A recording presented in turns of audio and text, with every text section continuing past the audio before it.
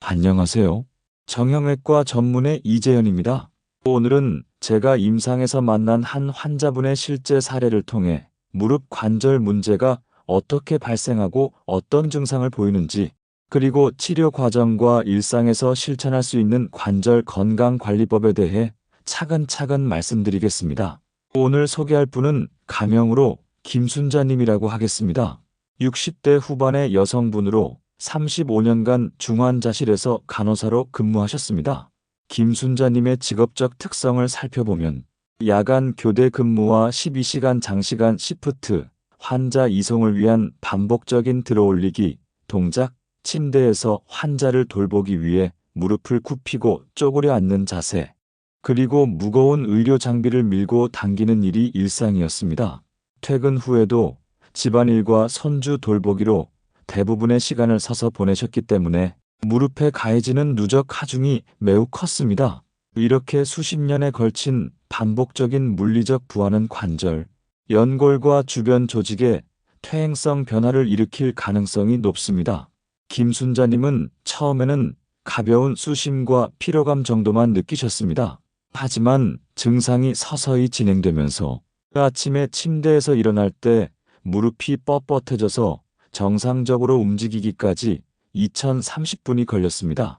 특히 계단을 내려갈 때 무릎 앞쪽과 안쪽에 심한 쑤시는 통증이 있었고, 오래 걷거나 서 있으면 통증이 악화되어 하루 일과를 마치기 힘들어졌습니다.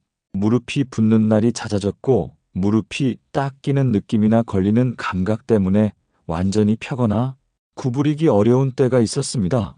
밤에는 통증 때문에 잠을 자주 깨셨고, 이전만큼 손주를 돌보거나 집안일을 하지 못하게 되자 우울감과 무력감까지 호소하셨습니다. 이것이 바로 관절 문제로 인한 신체적, 사회적, 정서적 부담이 복합적으로 나타나는 전형적인 양상입니다. 진찰과 방사선 검사에서 전형적인 퇴행성 무릎 관절염 소견이 확인되었습니다. 저희는 먼저 비수술적 치료를 시행했습니다. 체중 조절, 물리치료를 통한 근력 강화 및 가동 범위 회복 운동, 보조기 사용, 통증 조절 약제, 그리고 관절 내주사 요법을 순차적으로 진행했습니다. 환자분이 적극적으로 치료에 임하셨지만 몇 달에 걸친 비수술적 시도에도 불구하고 통증의 감소가 미미했고, 일상 기능이 상당히 제한된 상태가 계속되었습니다. 이런 경우에는 수술적 치료, 특히 총무릎 치환술을 고려하게 됩니다. 수술 여부는 통증의 정도, 방사선 소견, 기능 저하의 심각성, 그리고 무엇보다 환자 본인의 목표와 기대를 종합하여 결정합니다. 김순자님과는 충분한 시간을 두고 상담했습니다. 수술의 장단점, 가능한 합병증, 회복 기간과 재활 계획을 상세히 설명드렸습니다. 환자분은 다시 손주를 안아보고 집안일을 덜 힘들게 하고 싶다는 분명한 목표를 갖고 계셨습니다. 환자의 목표가 명확하고 보존적 치료로는 회복이 불충분할 때 우리는 수술을 권하게 됩니다. 김순자님은 총무릎 치환술을 받으셨고, 수술은 계획대로 성공적으로 진행되었습니다. 수술 직후에는 통증 조절과 초기 가동 범위 회복에 중점을 두며, 통증이 안정되면 단계별로 대퇴사두근과 엉덩이 근력 강화, 운동, 걷기 훈련, 균형 훈련을 포함한 재활 프로그램을 진행합니다. 초기 6주 동안은 가벼운 걷기와 저항 밴드를 이용한 근력 강화, 점진적 보행량 증가가 핵심입니다. 이후 3개월에서 6개월에 걸쳐 근력과 기능이 점차 회복됩니다. 회복 속도는 개인차가 크지만 꾸준한 재활과 환자 본인의 적극적인 참여가 좋은 결과를 만들어냅니다.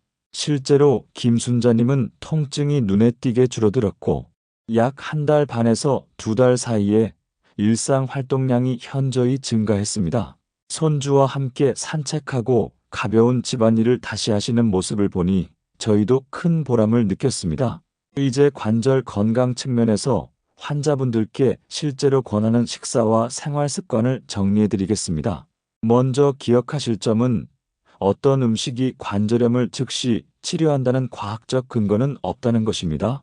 다만 여러 연구에서 특정 식습관이 염증 수준을 낮추고 체중 조절에 도움을 주며 결과적으로 통증과 기능에 긍정적 영향을 줄 수 있음을 시사하고 있습니다. 첫째, 등푸른 생선, 연어, 고등어, 정어리 등을 주 12회 이상 섭취하시길 권합니다. 이러한 생선에는 오메가-3 지방산이 풍부하며 항염증 효과로 통증과 기능 개선에 도움이 될 수 있다는 연구 결과들이 있습니다. 둘째, 지중해식 식단 요소들, 올리브 오일, 견과류, 녹황색 채소, 통곡물을 식사에 자주 포함시키세요. 지중해식 식단은 전반적인 염증 지표를 낮추고 체중 관리에도 유리합니다. 셋째, 체중 관리는 매우 중요한 요소입니다. 체중 1파운드, 약 0.45kg를 줄이면 보행 시 무릎에 가해지는 하중이 상당히 줄어드는 것으로 보고되어 있습니다. 따라서 식이와 운동을 통한 감량은 관절 부담을 직접적으로 줄여 통증 완화에 도움이 됩니다.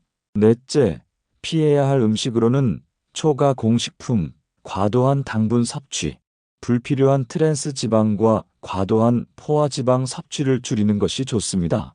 이러한 음식들은 만성 염증을 악화시킬 수 있습니다.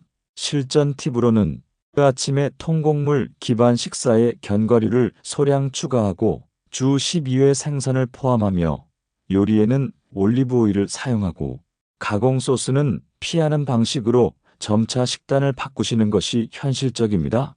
보충제를 고려하실 때는 반드시 담당 의사와 상의하세요. 특히 항응고제를 복용 중인 분은 오메가-3 보충과의 상호작용 여부를 꼭 확인해야 합니다. 이 영상에 참고한 주요 연구들을 말씀드리겠습니다. SKOU 등의 2015년 NEJM 연구는 총무릎 치환술이 12개월 후 통증과 기능을 개선함을 보고했습니다. 메시어 등의 2013년과 2022년 JAMA 연구들은 집중적 식이운동이 체중과 무릎, 하중을 줄여 임상 증상 개선에 도움을 준다고 보고했습니다. 웽 등의 2020년 연구는 반복적 무릎 과부하 직업이 무릎 관절염 위험을 높인다고 보고했으며 VERONESE 등의 2018년 클리너컬 누트리션 연구는 지중해식 식단 준수가 무릎 통증, 악화 위험을 낮춘다고 했습니다. 마지막으로 댕 등의 2023년 메타 분석은 오메가-3 보충이 통증 완화와 기능 개선에 긍정적 효과가 있음을 제시했습니다. 자세한 DOI와 링크는 설명란을 확인하세요. 마지막으로 면책 말씀드립니다.